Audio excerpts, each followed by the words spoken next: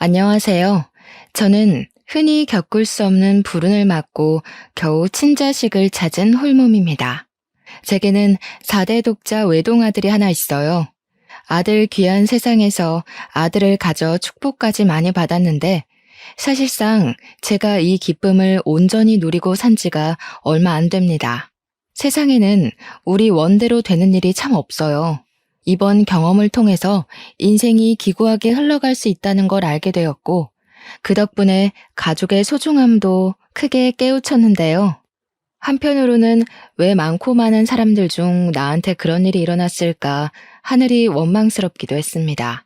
부모된 입장으로서 세상 전부인 자식을 잃었을 때의 괴로움과 다시 재회했을 때의 감격은 한 사람 인생을 쉽게 무너뜨릴 만큼 무서운 경험이지 않습니까? 불과 작년에 제가 그런 일을 겪었습니다. 아직도 제게 일어났던 시련이 꿈이 아닐까 생각하네요. 지금부터 기구했던 저의 이야기를 들려드리겠습니다. 제가 청춘이었던 시대에는 대부분이 20대에 결혼을 해 아이를 낳고 가정을 꾸렸지만 저는 30대가 되어서야 시집을 갔습니다. 노산 때문인지 임신이 잘 되지 않다가 운이 좋아서 아이를 얻을 수 있게 되었어요.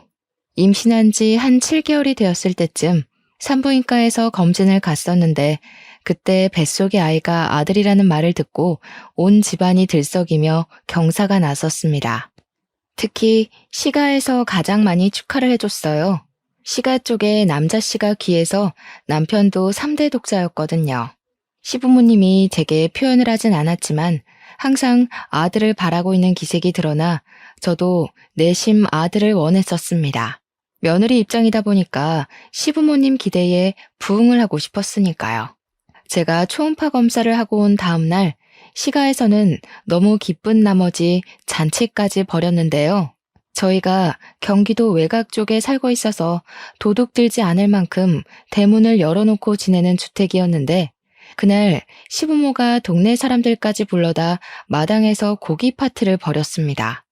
마치 조선의 왕후나 된 것 마냥 엄청나게 귀한 대우를 받아 저 또한 기분이 들떴던 날입니다. 그리고 제 남편 되는 사람은 보기 드물게 착하고 성실한 사람이었어요. 저를 만나기 전까지는 내내 일만 해서 여자한테 쑥스러움을 많이 타는 쑥맥이기도 했습니다. 시댁에서 전부 남편더러 결혼 못하고 혼자 살면 어쩌냐고 그렇게 걱정을 했다던데 저 덕분에 남편 인생이 구제되었다면서 그 부분 또한 시부모가 많이 칭찬해준 부분이었어요. 그렇잖아도 자기 아들 살렸다고 저를 좋아하는 상황이었는데 거기다 제가 아들까지 뵀으니 시가에서 저는 정말 왕후나 다름없었습니다. 세아가 네가 우리 집안을 살린 거다. 정말 고마워. 앞으로 네 건강은 이시엠이 몫이니 아무런 염려 말거라. 어쩜 이렇게 예쁜 며느리가 내게 들어왔을꼬. 원래 며느리 사랑은 시부라지만 저는 시부보다 시모에게 애정을 듬뿍 받았습니다. 친정엄마가 멀리 계셔서 시집살이 강도가 심하면 외로워서 어찌 견딜까 내심 걱정을 많이 했는데 시모가 알아서 제게 엄마 노릇을 자처해주니 그때만 해도 저는 시집살이도 하지 않았어요. 아들을 뵌 덕분에 친정에서도 받아보지 못한 대접을 받으며 등 따시고 배 따시게 지냈습니다. 그런데 중요한 건 이런 시모의 다정한 태도가 결국 가면이었고 길게 가지 못했다는 겁니다. 제가 출산하고 난 후 시간은 전부 저를 등 돌리고 아예 집 밖에 내몰기까지 했다는 거죠. 그 이유는 당황스럽게도 제가 아들이 아닌 딸을 낳았기 때문이었어요. 저도 상당히 혼란스러웠던 결과였습니다. 분명 초음파 검사로는 아들이라고 들었는데 낳고 보니 딸이라뇨. 제 아이는 조기 출산으로 태어났는데요. 품에 한 번 안아보지 못하고 인큐베이터 신세를 지게 되었고 저 또한 출산 후 바로 혼절을 하는 바람에 탯줄 끊는 아이를 눈에 담지 못했어요. 남편이랑 시모는 출산하는 동안 제 곁을 지켜주고자 했으나 일을 해야만 해서 함께하지 못했고 시부가 대신 밖에서 저를 기다리고 있다가 결과를 들었다고 합니다. 제가 잠깐 잃었던 의식을 되찾았을 땐 남편부터 시가들이 제 주위를 둘러싸고 있었는데 표정들이 하나같이 싸늘하게 굳어 있었어요. 저한테 늘 따스한 웃음만 보여주며 내 딸, 우리 딸 해주던 시모도 얼음장처럼 차가운 얼굴을 하고 있었습니다. 그렇게 차가운 얼굴로 뱉는 말씨는 제가 알던 시모 목소리에서 확 돌변해 있었어요. 깼니? 지금 정신없을 거 아는데 너 때문에 지금 온 식구가 발칵 뒤집어졌다. 내 뭐 하나 물어보자. 병원 오진인 거니 아니면 우리한테 거짓말을 한 거니? 네? 거짓말이라뇨. 뭘 말씀하시는 거세요? 뭔가 오해하신 것 같은데 저는 한 번도 식구들한테 거짓말한 적은 없어요. 어머님이 제일 잘 아시잖아요. 그럼 대체 뭐야? 네 말은 지금 병원이 잘못했다는 거네? 어떻게 아들인지 딸인지도 몰라, 애미라는 사람이. 나 참 살다 이렇게 기가 찬 김칫국은 처음이다. 제가 의식을 막 찾았던 터라 정신이 없는 상황이어서 판단을 빠릿빠릿하게 못하고 있었는데 마찬가지로 당황해 있던 남편이 대신 흥분한 시모를 말렸고 시부모를 일단 밖으로 보냈습니다. 그리곤 제게 상황을 찬찬히 설명해 주었어요. 나도 어떻게 된 사실인지 모르겠어. 분명 아들이라고 한 거 나도 들었는데 나중에 와서 보니까 딸이더라고. 딸이면 뭐 어때? 요즘은 딸이 더 귀하대. 엄마 아빠는 옛날 사람이잖아. 너무 신경 쓰지 마. 제 뱃속에서 나온 아이가 딸이라고 말하는 남편의 발언을 듣고 제 사고 회로는 그것에서 멈춰버렸습니다. 좀 많이 놀랐어요. 태몽도 항소태몽을 꿔서 당연히 아들인 줄 알았는데 본의 아니게 시가에 제대로 한 방 먹여버린 셈이 돼버렸지만 곰곰이 생각할수록 시가 태도가 기분이 나쁘더라고요. 딸이라고 해서 시가 사람이 아닌 건 아니지 않습니까? 아들이든 딸이든 남편 씨를 받은 자식임은 틀림없고 자기네들한테도 엄연히 손녀잖아요. 또 저와 남편 사이에서 둘째가 날 수도 있는 거고요. 고작 아들, 딸 문제 때문에 이제 막 의식을 찾고 출산한 제게 그리 버럭 소리 지를 것까진 없지 않나요? 생각을 거듭할수록 너무 180도 돌변해버린 시부모 태도에 제가 더 서운해서 눈물이 났습니다. 하지만 제가 당당하게 사과받을 수 있는 기회는 처참히 무너져 버렸어요. 의사 선생님 하는 말이 이번 출산은 제가 노산이라 많이 힘겨웠던 시도였다고, 제 몸이 한 번 더 출산을 꿈꾸기엔 많이 버거운 상태라서 둘째까지는 힘들 거라고 말하는 거 아니겠습니까? 그 사실을 시가 사람들이 알자 제게서 아들을 보겠다는 작은 가망성까지 끊어내고서 등을 돌렸어요. 그래도 남편만큼은 제게 너무 과분하고 진국인 사람이었던지라 제 편에 서줬고 저는 오직 남편에게만 의지하면서 그렇게 딸을 키웠습니다. 남편은 정말로 아들이 아니어서 아쉬워하는 면이 없었어요. 딸이어도 괜찮다며 성심성의껏 같이 육아를 해줬기에 제가 그나마 버틸 수 있었던 것 같습니다. 그럼에도 시집살이는 피할 수 없었는데요. 신혼 초에도 없던 시집살이를 갑자기 하게 되니 제 몸과 마음이 배로 힘들더군요. 그때마다 남편이 먼저 웃으면서 고생 많았다고 손을 잡아주곤 했는데 그게 그렇게 큰 위로가 되었습니다. 하지만 이 세상은 저를 무너뜨리기 위해 작정이라도 한 것처럼 제게 유일한 사람마저 앗아가고 말았는데요. 남편이 전봇대 설치 시공하는 일을 했는데 동료 직원의 실수로 감전 사고가 일어난 겁니다. 남편만 감전이 되어 그 높은 곳에서 그대로 추락해 바로 세상을 떠났다고 했습니다. 저와 딸만 보고 살았던 사람인데 제가 가는 길 봐주지도 못하고 그렇게 보내야만 했어요. 그날은 제 세상이 완벽하게 무너진 날이기도 했었습니다. 그래도 남편 마지막 길은 꼭 함께 해주고 싶었는데 그마저도 제겐 허락되지 않은 욕심이었던 거예요. 시모가 저를 장례식 입고도 못 밟게 했지 뭡니까? 우리 집안을 살릴 귀인인 줄 알았더니 순 원흉 덩어리였어. 내가 너를 집에 들인 게 천출의 한이다.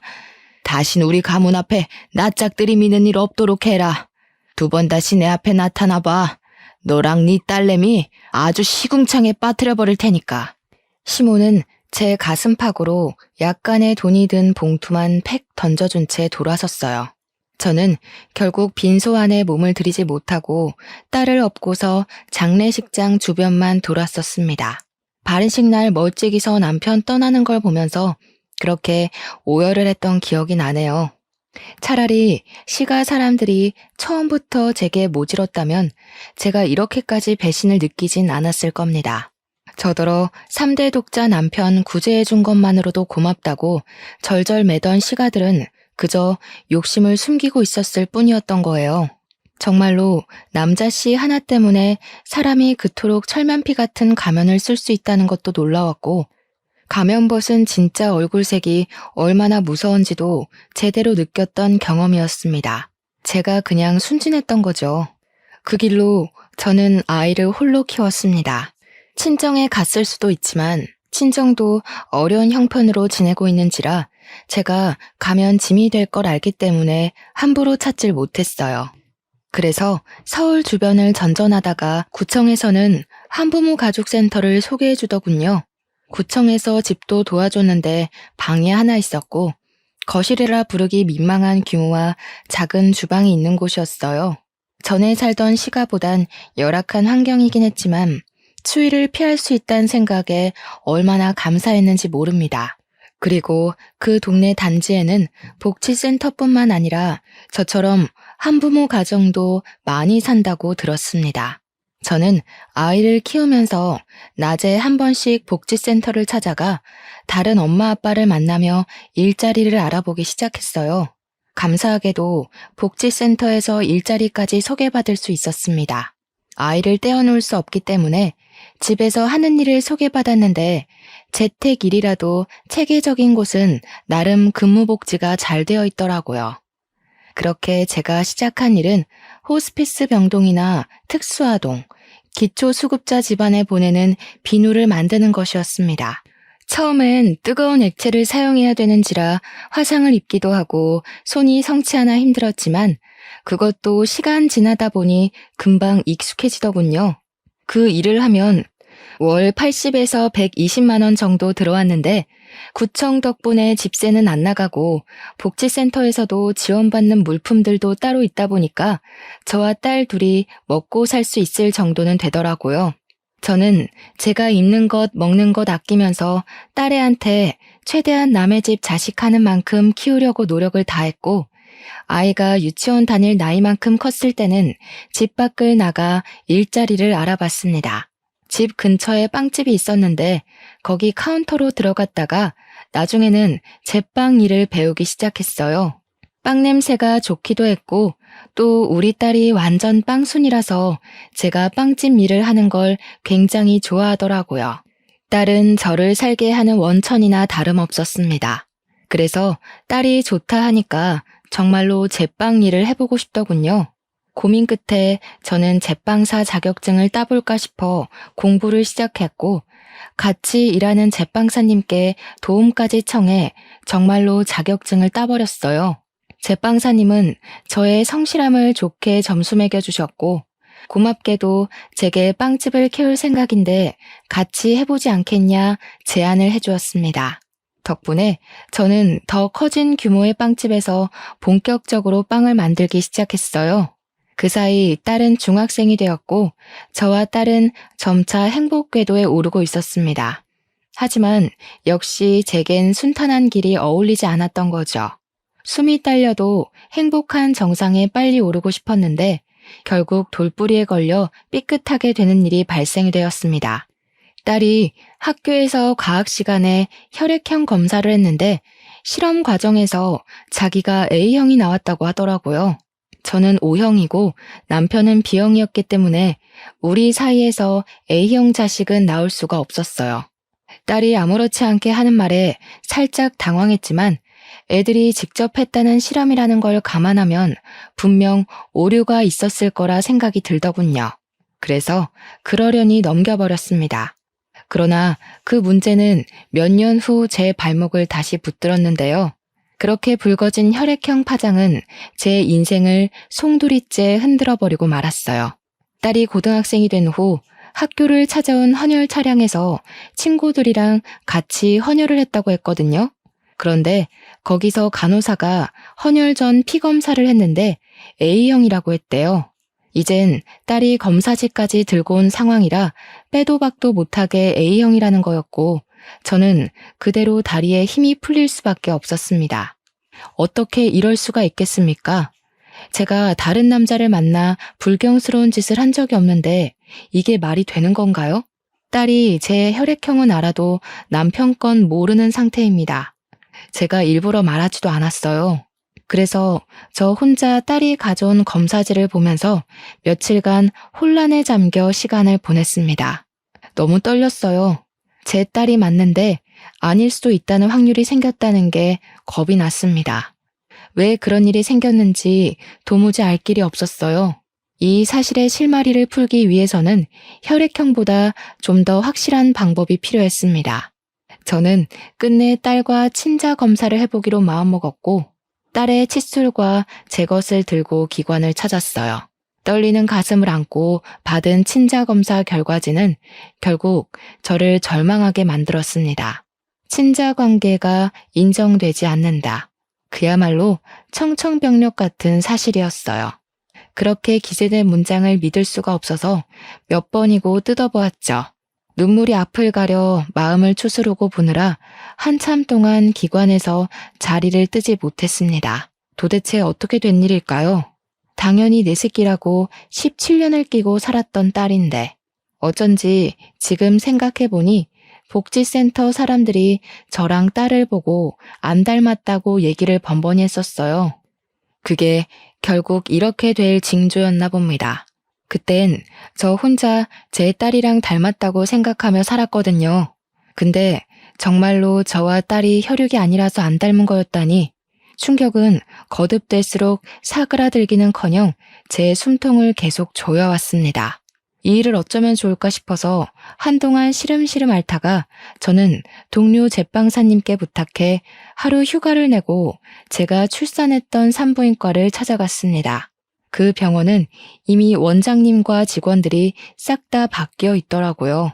사정 모르는 직원들에게 옛날 이야기를 하면 이해를 해줄지 모르겠지만 우선은 제 사정을 구구절절 늘어놓으며 눈물을 보였습니다.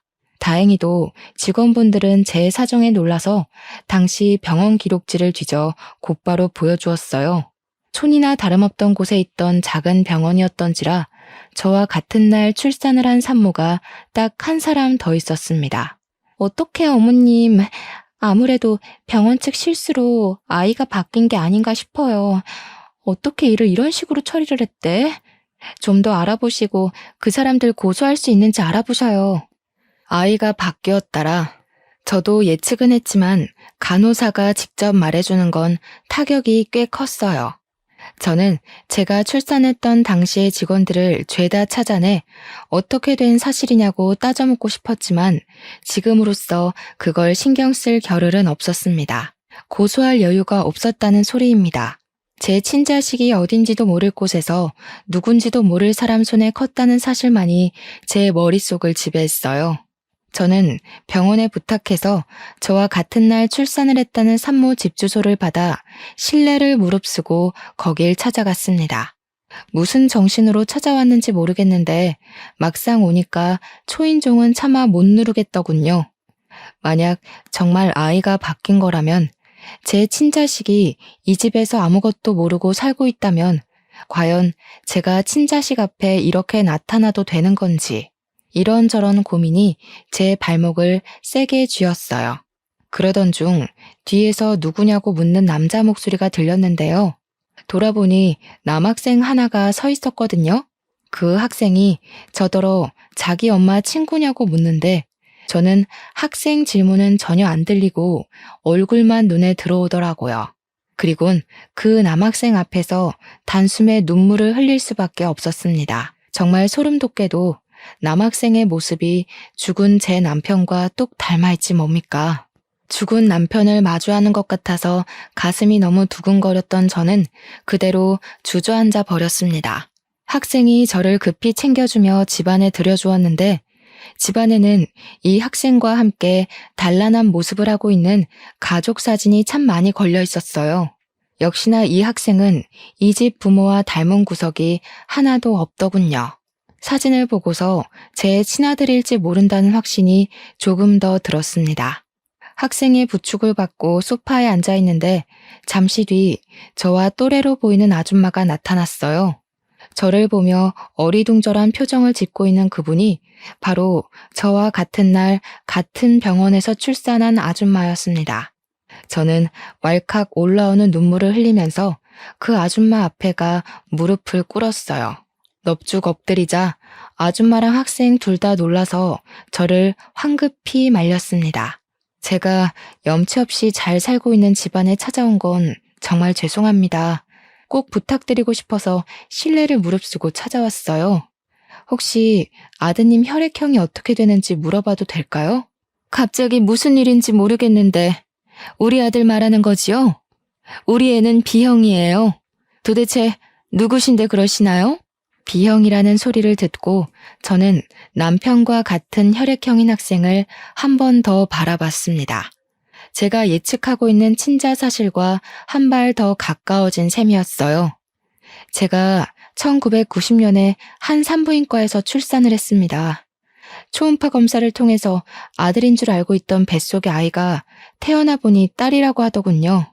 그런데 그 딸이 커서 제게 그런 소리를 하는 겁니다. A형이라고요. 하지만 저는 O형이고 제 남편은 B형이거든요. A형 자식이 나올 수 없지 않습니까? 그거 참 당황스러운 소식이네요. 따님이 잘못 측정한 게 아니고요. 그런데 그게 지금 이렇게 찾아오신 거랑 어떤 관련이 있는 거죠? 경기도 산부인과에서 출산한 적 있으시죠? 빨강 지붕 뒤에 있는 산부인과요. 1990년 4월 18일에 혹시 아이를 출산하지 않았나요? 제 말을 들은 아줌마는 깜짝 놀라면서 자기 아들 태어난 날이 그날이라고 하였습니다. 아줌마가 놀라며 제 말에 공감을 할 때마다 저는 앞에 있는 학생이 제 친아들이라 확신할 수밖에 없었어요. 제가 둘에게 과거의 사정을 전부 말하고 제 딸 사정까지 밝혔더니 아줌마 또한 심히 놀란 눈치였고 같이 듣고 있던 학생도 마찬가지였습니다. 실례인 거 압니다. 하지만 제가 이렇게 하지 않으면 자꾸 그댁 아드님이 눈에 밟혀서 잠이 오지 않을 것 같아 이래요. 부탁드립니다. 친자 검사 한 번만 해보게 해주세요. 아줌마 입장에선 안 해볼 이유가 없다고 생각했는지 제 제안을 받아들여줬습니다. 아마 제 이야기를 듣고서 자신도 친자에 대한 의문이 생겨버렸을 테니 찝찝한 마음으로 지낼 수 없기도 했겠죠. 그렇게 시행한 검사에서 아줌마와 학생은 친자 불일치, 저와 학생은 친자 일치가 떴어요. 어떻게 이런 일이 있을 수 있냐면서 아줌마도 저와 같이 절망하며 주저앉았어요. 자리에서 한참을 일어나지 못하며 학생을 붙잡고 눈물을 흘렸죠. 한 번씩 이상한 점이 있었어요. 아들은 갈수록 건강하게 커가는데 어느 순간부터 저희 부부랑 닮은 점이 없는 것 같더라고요. 다른 사람들도 저와 남편이 아들을 데리고 다니면 자식인 줄 몰라봤거든요.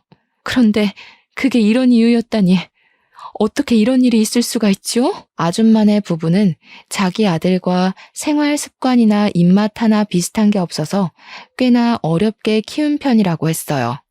그리고 자기도 저처럼 초음파 사진에서 딸인 줄 알았다고 합니다. 하지만 출산하고 나서 아들이라길래 단지 초음파 결과가 오진인 줄로만 알았다고 해요. 저희는 사실을 전부 알았지만 이걸 어떻게 바로잡아야 할지 고민이 많았습니다. 무엇보다 자식들이 가장 혼란스러울 거라 생각했어요. 아니나 다를까 아들이랑 딸이 친부모의 사실을 쉽게 받아들이지 못하더군요. 서로 친모를 낯설어하는 상황이었습니다. 당연한 반응이겠죠. 그래서 저랑 아줌마는 아이들에게 시간을 주기로 결정할 수밖에 없었고 서로 일주일에 한 번씩 같이 만나서 외식을 하는 날을 가졌어요. 이렇게 보니까 제 딸은 아줌마를 참 많이 닮았더라고요. 아줌마도 제 딸을 보면서 자기의 어린 시절을 보는 것 같다며 딸을 만날 때마다 눈물을 보였습니다. 저 또한 우리 아들을 볼 때마다 남편 생각이 나서 눈을 뗄 수 없더군요. 자식들은 어른들의 기막힌 실수를 이해해주고 이런 상황을 받아들이고자 노력을 보였습니다. 어쩜 둘 다 하나같이 착하게 커졌는지 모르겠어요. 발칵 뒤집혔던 순간도 시간이 지나니까 익숙하게 자리를 잡더라고요. 아들이랑 딸은 같은 동네의 고등학교를 다녔는데요. 제 빵집이 귀갓길에 있는지라 아들이랑 딸이 나란히 제 빵집에 찾아와 빵을 얻어가곤 했습니다. 그리고 어느 날 제가 매장 쓰레기를 정리한다고 브레이크 시간에 잠깐 밖을 나섰던 적이 있었어요. 그때 우연찮게 본 건너편 길목에서 익숙한 형상의 뒤태를 목격했는데요. 소름 돋게도 무려 17년이란 시간이 지났음에도 제 DNA가 과거의 상처를 고스란히 기억하고 있더라고요. 설마 하는 마음으로 건너편에서 얼쩡거리고 있는 할머니를 계속 지켜봤거든요. 역시나 할머니가 얼굴을 보이자마자 저는 손에 들고 있던 쓰레기통을 놓쳐버릴 수밖에 없었습니다. 손에 저처럼 쓰레기 봉투를 들고 있던 저 할머니, 아들 뵀다고 손뼉 쳐주고 딸 낳았다고 지랄했던 시모이지 뭡니까? 건너편에서 시모는 저처럼 쓰레기 봉투를 들고 냄새나는 소각장 주위를 맴돌고 있었습니다. 저런 일할 사람이 아닌데 차림새도 볼품없는 할망구 옷을 입은 게 제가 아는 시모 같다가도 낯선 모습이더라고요. 그리고 그 이후 저는 또 한 번 낯선 시모의 모습을 보게 됩니다. 저희 빵집 건너편에 고깃집이 하나 있는데 제가 거기 사장님이랑 이웃처럼 지내는 사이예요. 서로 식사와 후식 관계이기 때문에 은근히 득보는 게 있었거든요.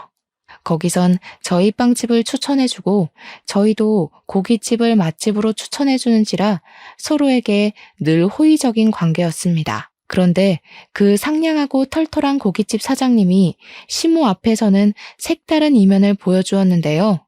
할머니, 제가 일반 쓰레기에 음식물 섞어버리지 말라고 했잖아요. 못 살아 정말. 이거 다시 풀어서 골라 담으세요. 그러게 한 번에 잘했으면 1~2번 안 했을 거 아니에요. 앞으로 쓰레기 버리기 전에도 검사 맡으세요. 알았어요, 알았어. 내가 다음부터 그렇게 할게. 이거 이미 묶어버렸는데 냄새나게 어떻게 다시 풀겠나. 다음에 할게. 저희는 할머니 아니어도 일해줄 젊은 친구들 많이 구할 수 있어요. 며느리 생각해서 꽂아줬더니 해도 너무하시네. 이러면 나 며느리한테 말해서 할머니 잘라버릴 거예요. 시모는 고기 사장 앞에서 예 굽신대면서 쓰레기 봉투를 풀기 시작했습니다. 음식물 봉지 들고 오라는 호통치는 고기 사장 말에 앓는 소리를 내며 느릿하게 움직였어요. 그 모습을 보는데 과거에 기세등등하던 시모 모습이 온데간데 없어서 한참 놀라 보고 있었습니다. 다행히 시모는 저를 알아보지 못했고 발견하지도 못했어요. 재활용 정리를 마치고 다시 매장으로 들어올 때는 시모는 없고 고기 사장님만 담배를 피우고 서 있더라고요. 여사장님이신데 상냥하고 친절하지만 좀 많이 터프하세요. 저는 그제야 그 사장님께 인사를 드렸고 살짝 불러서 시모에 대해 물어보았습니다. 들어보니까 사장님 며느리가 자기 외숙모라면서 시모를 부탁했다고 하더군요. 나이가 좀 있는데 자식이 없어서 노후 관리가 안 되는 사람이라고 설명을 했다네요. 그러니까 저한테는 한때 시족하였던 사람이 고기 사장님 며느리로 들어간 겁니다. 세상 참 좁지 않나요? 아무리 대한민국이 좁은 땅이라지만 서울 땅덩어리가 이 정도로 쉽게 과거 인연을 접할 만큼 작진 않은데 신기한 일이었습니다. 어쨌든 시모가 남의 집 종처럼 별 볼 일 없이 살고 있는 건 맞는 것 같았어요. 그렇게 나를 자기 만족에 이용하는 도구처럼 여기더니 결국 자기도 남의 가게에서 도구로 굴려지는 삶을 살고 있었네요. 저는 고기 사장님께 부탁해서 시모가 쉬는 날이 언제인지 일정을 물었습니다. 시모와 2번 다시 마주치지 않기 위해 물었던 건데 그게 훗날 제게 큰 수혜로 다가올 줄은 몰랐어요. 어느 주말 아들이 우리 집을 찾아온 적이 있었는데요. 혼자 연락도 없이 갑작스레 왔길래 버선발로 뛰쳐나가 무슨 일로 왔냐고 다정하게 받아줬습니다. 아들 하는 말이 자기 아빠가 어떤 사람인지 궁금해서 왔다고 하더라고요. 갸륵한 마음에 감동받아 울컥했지만 너무 자주 눈물을 보이는 것 같아서 애써 참고 제 남편 사진이 담긴 앨범을 아들에게 보여줬어요. 아들은 자기가 봐도 자기랑 닮은 남편의 젊은 시절 모습에 처음으로 눈물을 보였습니다.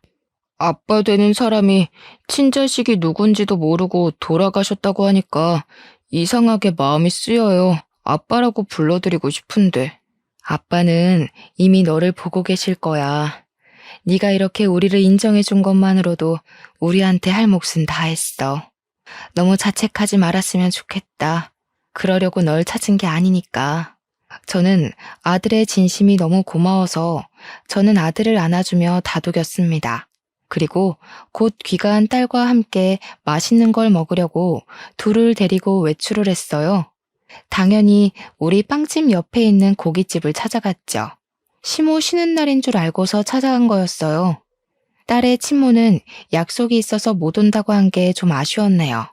딸이랑 아들은 이제 제법 친해져서 친구처럼 지냈습니다. 보고만 있어도 세상을 다 가진 것처럼 흐뭇하더군요. 그때 제 귀로 어딘가 익숙하고 소름 돋는 목소리가 들려왔는데요. 정말이지 하늘은 제가 한순간이라도 마음 편히 누릴 수 있는 여유를 안 주는 것 같아요. 일부러 시모 없는 날인 걸 알고 고깃집을 찾았던 건데 그렇게 피하고자 했던 시모 목소리가 제 귀를 때리는 거 아니겠습니까? 아유, 미안하다니까. 사돈끼리 참 팍팍하게 구네. 이 정도 묻은 거는 손님들이 몰라요. 다 사람이 하는 일인데 어떻게 완벽할 수가 있겠어? 직장에서 사돈, 가족 그런 게 어딨나요? 할머니 자꾸 이런 식으로 하면 일 못 써요. 이거 처음부터 다시 다 닦으세요. 아니면 오늘 일단 깎아서 드릴 겁니다.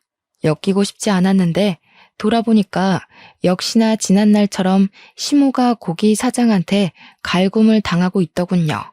조금 더 가까이서 본 시모의 모습은 상당히 세월을 직격탄 맞은 얼굴이었습니다. 시부모 둘 다 꼬부랑 할매 할배가 돼서 수익이 없다 보니까 이런 수모까지 당하면서 일을 하고 있는 것 같았어요. 하긴 효도해줄 아들이 세상을 뜨고 없으니 자기들 손으로 노후를 벌어먹고 살 수밖에 없겠죠. 저는 그런 시모를 무시하고서 애들을 데리고 계산을 하기 위해 사장님께 말을 걸었습니다.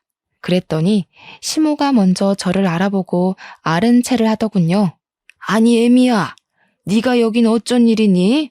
어머나, 이 애들은 다 누구야? 설마 너 그새 재혼해서 애 하나 더 낳았니? 제 딸도 버젓이 서 있는데 시모는 제 아들만 뚫어져라 쳐다보았습니다. 그 모습을 보니까 과거에 아들 좋다고 미쳐 날뛰던 시모 모습이 생각나는 거 아니겠어요? 제 아들이 남편을 좀 많이 닮은 편이었는데 그게 시모 눈에도 그랬나 봐요. 여전히 저를 함부로 밀치면서 제 아들 앞을 차지해 손을 덥석 잡더라고요. 애미야, 이 아이는 누구니? 어쩜 우리 아들이랑 이렇게 똑 닮았을까? 우리 아들한테 숨겨둔 자식이 있었다고 해도 믿을 지경이네. 너는 아빠 이름이 어떻게 되니? 제 아들에게 접촉된 시모 손이 더럽게만 느껴져서 저는 시모의 손을 탁 내치며 제 아들을 뒤로 숨겼습니다. 그리곤 차라리 모든 사실을 알고 고통받으라고 시모한테 숨김없이 제 사정을 다 밝혀주었죠. 그러자 시모가 훗날의 처지도 모르고 기함을 하면서 기뻐하더라고요.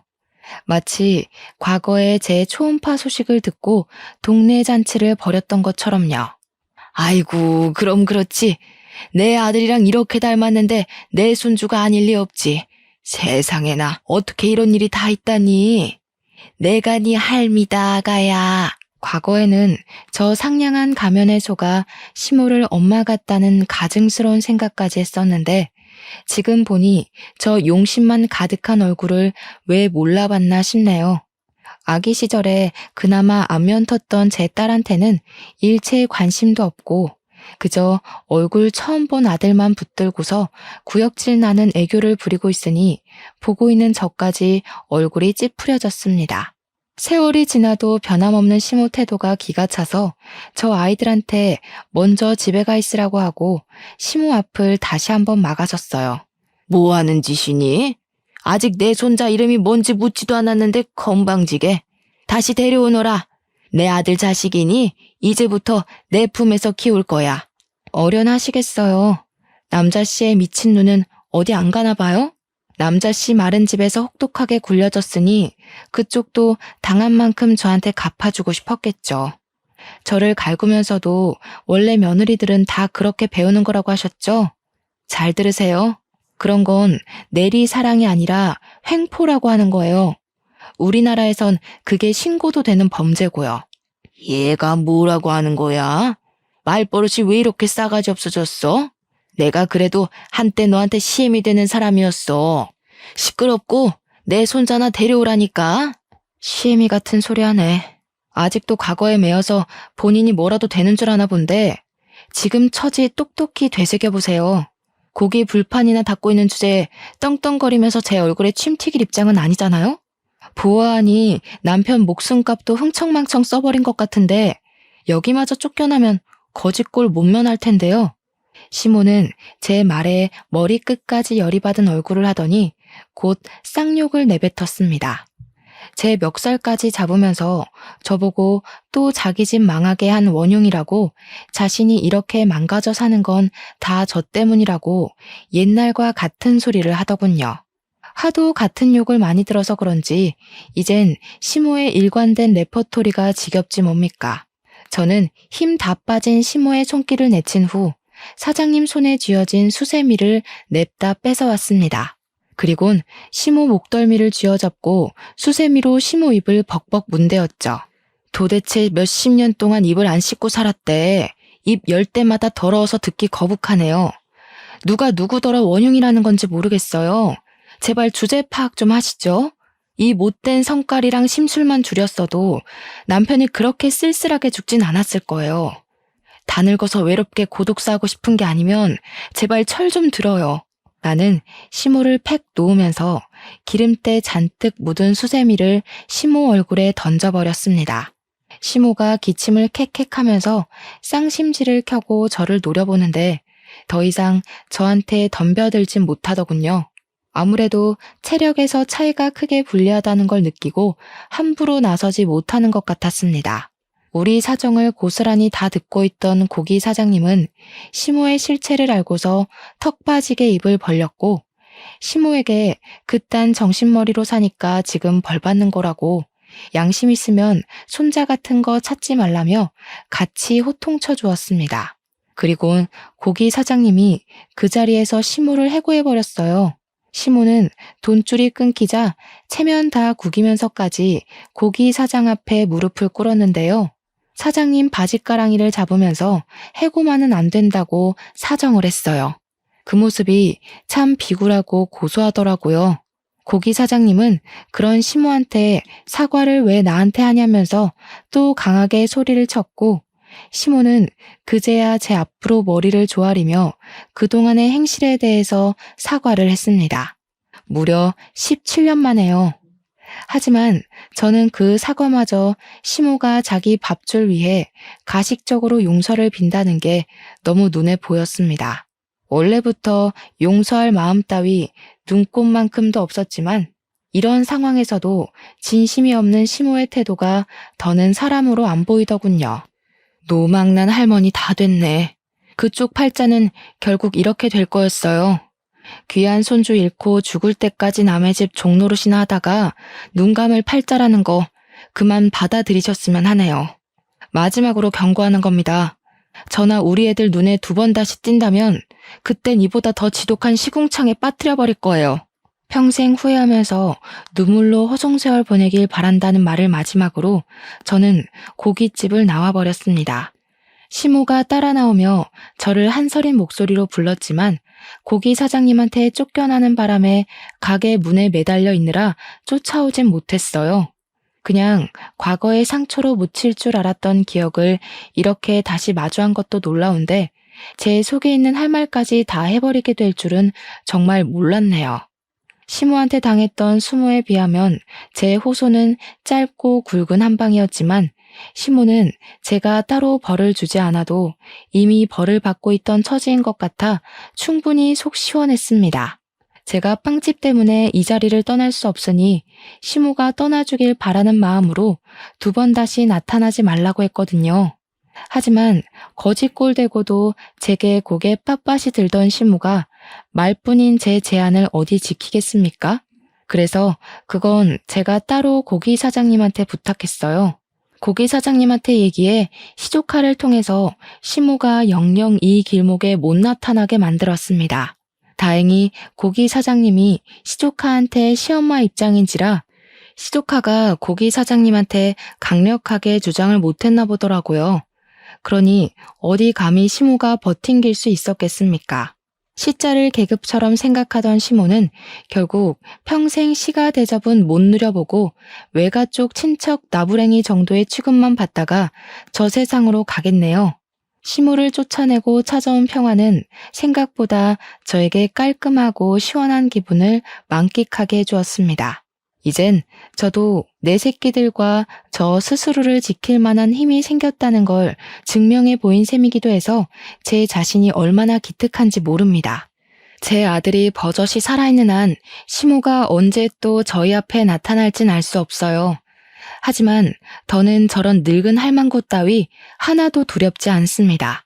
제가 시모에게 경고했던 대로 또다시 모습을 드러낸다면 정말 시궁창으로 밀어버릴 각오도 이미 하고 있어요. 덤빌 테면 덤벼봤으면 좋겠네요. 더 이상 제가 그 집안에 손실 보는 일은 없을 겁니다. 차차 가정에 안정이 찾아오고 아이들도 무럭무럭 커서 현재는 벌써 둘 다 대학생이에요. 이렇게 오기까지 무려 20년이 걸렸고 안정기가 지속된 건 2년 정도 되었습니다. 그래도 시모를 마지막으로 대적한 게 2년 전이라 지금은 꽤 많이 잊혔어요. 그럴 수밖에 없도록 저희에게 또 다른 기쁜 소식이 찾아와서 정신없는 상태거든요. 글쎄, 우리 애들이 연애를 한다는 거 아니겠습니까? 솔직히 그 얘기를 들었을 때 처음에는 저랑 사돈되는 입장이 좀 이상하긴 했어요. 왜냐면 딸도 내 자식, 아들도 내 자식이잖아요. 그건 사돈 집안도 마찬가지고요. 그래서 애들이 처음 관계를 밝혀주었을 때 당황하긴 했지만 법적상 문제없는 사이인 걸 알기 때문에 결국 저와 사돈 집안은 우리 자식들 사이를 적극 응원해주는 방향으로 마음 쓰고 있습니다. 아, 그리고 호적은 본래 생모 밑으로 호적을 옮겼어요. 이것 또한 고민을 많이 했던 부분인데 아이들 선택에 맡겼더니 아이들이 생모 밑으로 호적을 옮기되 양가 집안 어른들에게 전부 엄마 아빠라고 부르겠다더군요. 벌써부터 결혼까지 약속해서 양가와 함께 하겠다고 약속을 해주었습니다. 저희는 이렇든 저렇든 그냥 알아서 하라고 했습니다. 저와 사돈은 그저 내 자식들이 우리 곁에 있어주기만 한다면 그걸로 만족했거든요. 어떻게 이런 기막힌 인연이 다 있을 수 있단 말인가요? 제가 죽기 전에 이 정도로 심한 비탈길을 걸어보게 될 줄은 몰랐습니다. 평평한 시멘트 바닥을 밟기까지 비탈길 때문에 발바닥이 상처투성이가 되어버렸지만 그래서 시멘트 바닥의 소중함을 더 잘 알게 된 것 같아요. 지금의 행복이 남들보다 2배, 3배로 소중하고 기쁘다는 걸 말씀드리고 싶었습니다. 다들 한 번쯤은 인생의 고비를 겪어보지 않았습니까? 인생이란 게 늘 순탄하기만 했던 분도 언제 어떻게 삐끗하게 될지 모르는 거잖아요. 생각보다 스스로에게 주어진 고비가 좀 많이 힘든 편일 수도 있는데 그때마다 좌절할 만큼 하시고 올 만큼 우셨으면 좋겠습니다. 그리곤 탈탈 털고 꼭 일어나셔야 해요. 계속해서 일어나는 사람에게만 그만큼의 보상이 따르는 겁니다. 살아보니까 그래요. 그러니 특히 젊은 청년들이 이른 나이에 너무 다 이루려고 하지 말고 본인의 시기가 올 때까지 계속 일어났으면 싶어요. 인생은 그렇게 살아야 되는 거더라고요. 인생의 큰 틀은 결국 모두의 공통점이란 걸 아시고 매사에 희망을 갖고 사는 사람이 되었으면 합니다. 그만 글을 마쳐야겠네요. 다들 늘 평안하길 바래요. 고맙습니다.